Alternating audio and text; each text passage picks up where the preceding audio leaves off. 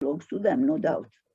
But it escapes the attention of those who claim it that this is also a kind of slavery of people to their impulses and edfics. The situation that this most praised pluralism has created bears similarities with the situation at the turn of the antiquity to the Middle Ages. The most divergent things are put in the same pot. Something else that the pandemic made us realize, those of us who had not until now realized, that in spite of the increasing verbal promotion of human rights, there is not sufficient knowledge of the conceptual content of human rights, sufficient in order to see what human rights imply in a given concrete situation.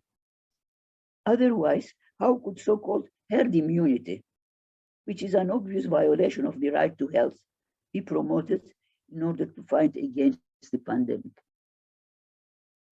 Perhaps this pandemic and the death of billions of human beings could shake those who govern our countries, and especially those who guide education, and make them revise the training priorities and design programs aiming to train the eyes of those educated so that they become able, of course in different degrees, to grasp in everything done by human beings the ethical value problems involved in everything we do, and especially at the moment they are about to perform an action. I wish to all participants of this webinar fruitful work during these 2 days.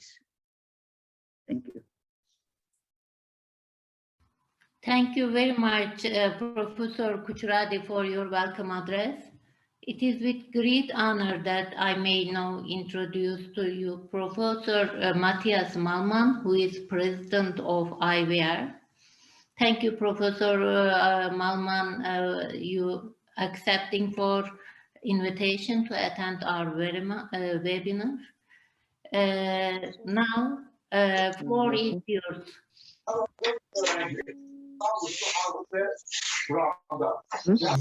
Thank you very much. I think in the background somebody has still his microphone on, and as we all know, this is a dangerous state of affairs. Many things can be transmitted that one doesn't really want to have transmitted. So it's my great pleasure to contribute something to this conference. I understood that I was supposed not only to say hello, but to add some substantial remarks. Is that okay? That is what I am prepared for. I hope that is right. So it's my great pleasure to contribute to this very important conversation that I think all over the place is happening, and which hopefully has productive consequences for our self-understanding in democracies and constitutional states. So I would just like to share with you a few thoughts about the nature of the crisis, the meaning it has for our institutions, especially for the idea of democracy, and finally add a bit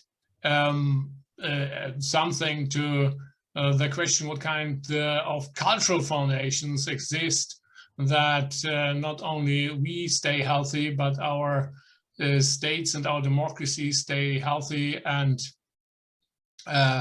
livable as well. So that's the program, and I sometimes look at my colleague Gulris, whether she nods and whether she thinks that is correct what I'm doing, and as she doesn't say anything, I presume that that is kind of what is good to do.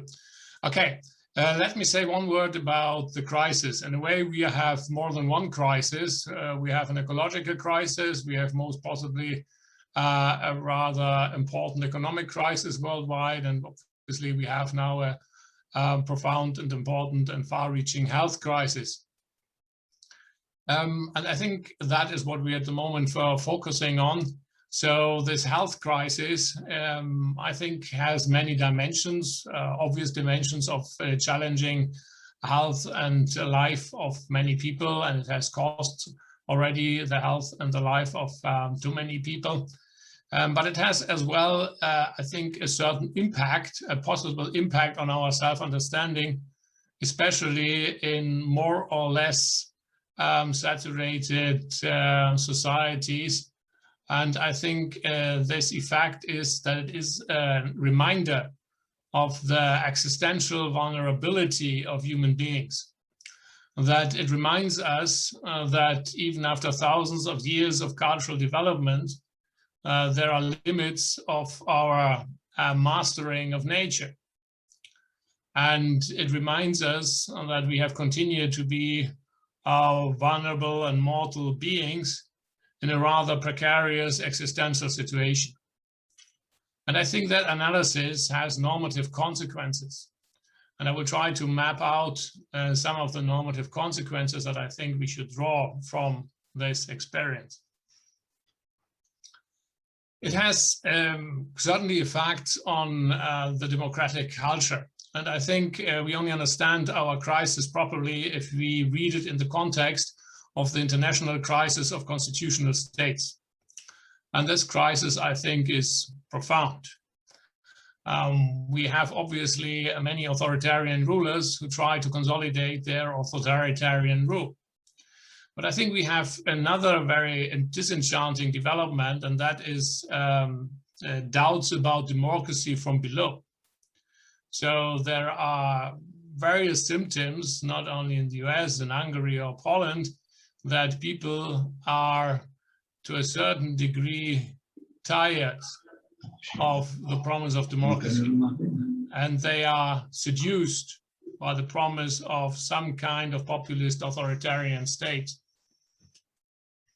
perhaps because of the simplicity of the solutions offered in a very complex world.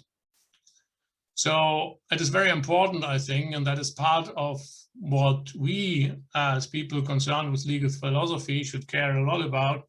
It should be our concern to strengthen the normative foundations of democracy by reminding ourselves what these normative foundations actually are. And I think the core idea of democracy is a very simple and quite beautiful one, namely that the subjects and the addressees of political power, mediated by necessity through law, are identical. It's about organized, institutionalized autonomy. And this autonomy has something to do with our dignity as self-determining autonomous agents. And a central element, I think, of the defense of democracy is to remind us how precious the experience of lived autonomy, of lived political autonomy actually is. It is, if you wish to use an old, honorable philosophical term, part of eudaimonia, of a life lived well, of a life which rises to the true human capacities. And I'm sure all of us look with great admiration at those people in Hong Kong or Myanmar who fight quite courageously for some kind of democratic life form.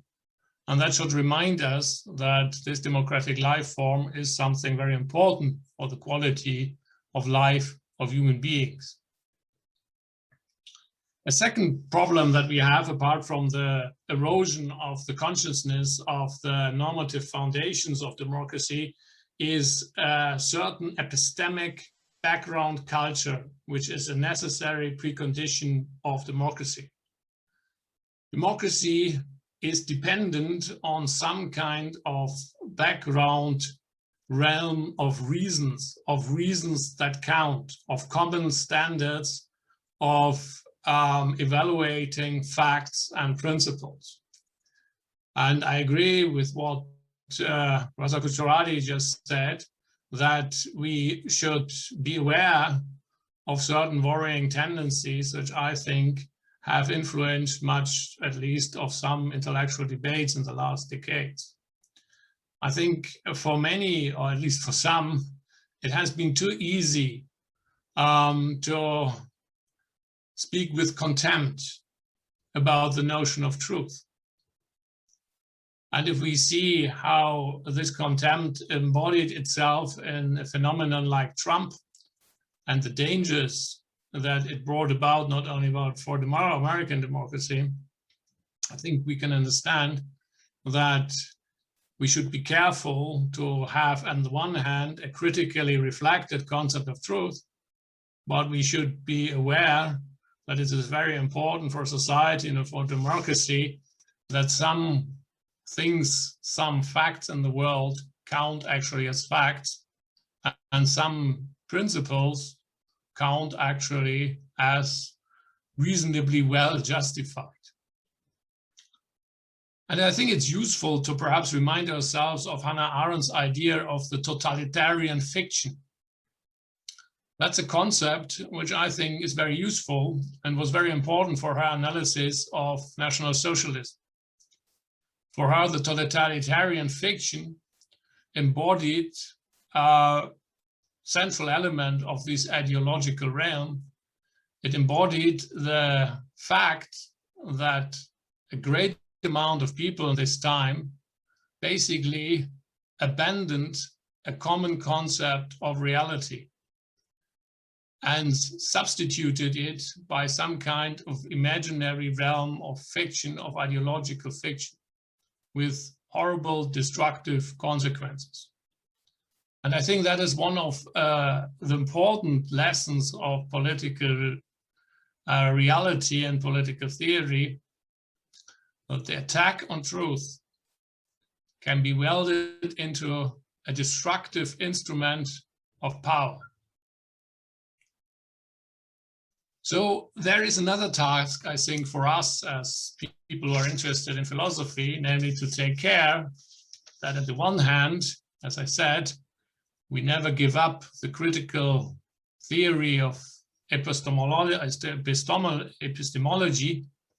but on the other hand, perhaps are careful not to give up a certain common ground of understanding that is necessary if we want to live and survive on this planet. And it is certainly necessary for democracy. I think it's important that democracy is not just about some kind of self-determination. It has something to do with reasoned self-determination. Mass error is not a high road to self-determination. A fictitious world of fake news, really fake news, not Trump's fake news, real fake news, is not the embodiment of human freedom. It's an embodiment of intellectual enslavement. And we should never forget that in the history of ideas, the project of self-determination was wedded to the process of intellectual emancipation from authorities that were telling people what to believe and how to act. So that's a second task, I think, that should occupy us with many, many very interesting, I think, perspectives to do research and to contribute meaningfully and very practically to our culture.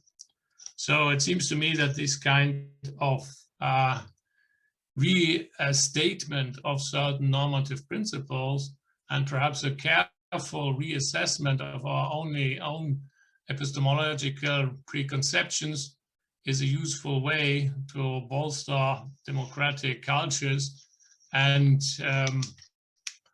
the values they stand for. So how do we do this? Well, I think first task is to engage more constructively, perhaps in a normative theory, and ask ourselves very concrete questions about what actually it is that we defend if we defend human freedom. Why do we defend it? And what are the limits? What is the content of this concept?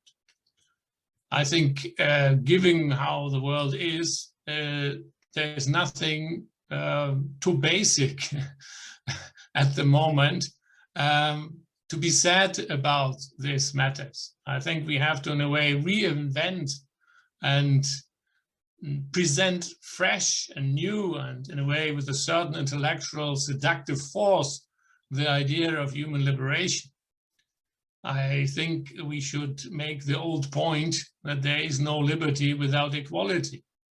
There is this, I think, wrong dichotomy between liberty and equality, as if these are arch enemies and can only bring in some kind of uneasy truth with each other. But I cannot imagine a world that is free, that doesn't embody egalitarian structure of mutual respect.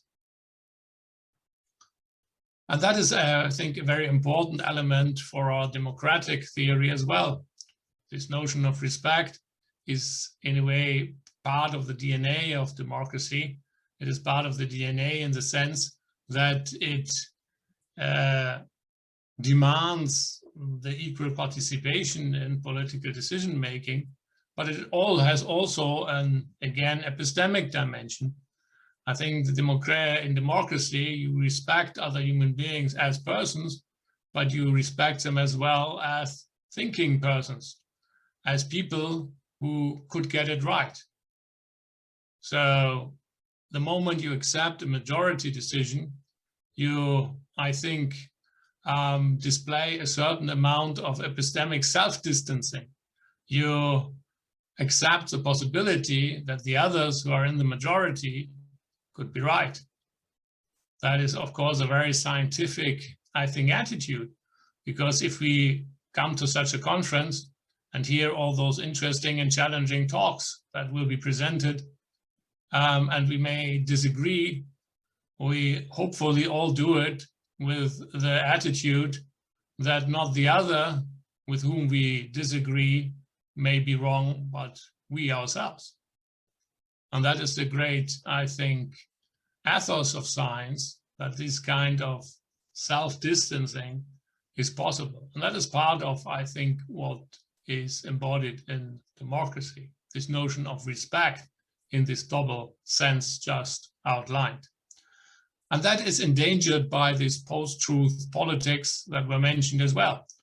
Because if you substitute some kind of common frame of reference of understanding with your particular set of YouTube videos about COVID-19 and why it's not dangerous, you are basically giving up this common shared egalitarian epistemic space in which science and understanding and politics only can operate. So this kind of epistemic anarchy of post-truth politics is actually the death of the culture of respect of democracy as well. And you can see it in many societies where co-citizens are turned into people engaged in conspiracies, trying to subdue people by lies. I think another important notion is solidarity, a very important one for democracy as well, because solidarity is expressed in the project to determine ourselves in common, and it is expressed in the preparation, in the preparedness to accept the consequences of our decisions together. So these notions of respect and solidarity are also constitutive of democracy and what it stands for. And then we have to have some kind of respect for ourselves. And I said at the beginning that this crisis, this COVID crisis, reminded us of our existential position in this world as vulnerable, mortal, imperfect beings. And I think this reminder should perhaps increase the mutual respect, because we all share this situation and we are in a position where we can only make the best of this precarious situation if we show a certain amount of respect and egalitarian concern for each other. It seems to me that if you're aware what we really are, this respect is not very far-fetched to show. Another important point, and that's, I think, should be my last point, is that this pandemic reminded us, I think, dramatically how small the world is, and that we are definitely one kind of species with certain very important shared concerns. I don't think it should have needed this pandemic to remind us of this. Think about the climate change and other global problems. But my hope is, to a certain degree, that in times of rather destructive forms of new nationalism, new tribalisms of all kinds of sorts, this is a reminder that we are one species. And I think one of the grandest and most inspiring visions of legal philosophy was always to think about particular problems, particular communities, but do so in the context of a global community of human beings, which somehow have to manage to create a life world on this planet that is sustainable and respects those particular beings that we all are on this egalitarian basis that I try to outline. If anything of that sort comes out of this pandemic, it would be good. I'm not so sure it does, but I think it is crucially important that we contribute with our work to perhaps a cultural conscience about these matters. And that's my last word. I think what we have seen in the last years is that thinking matters. Ideas matter. Clear, precise, well-reasoned, self-critical thought matters. What we do, what we think is really important.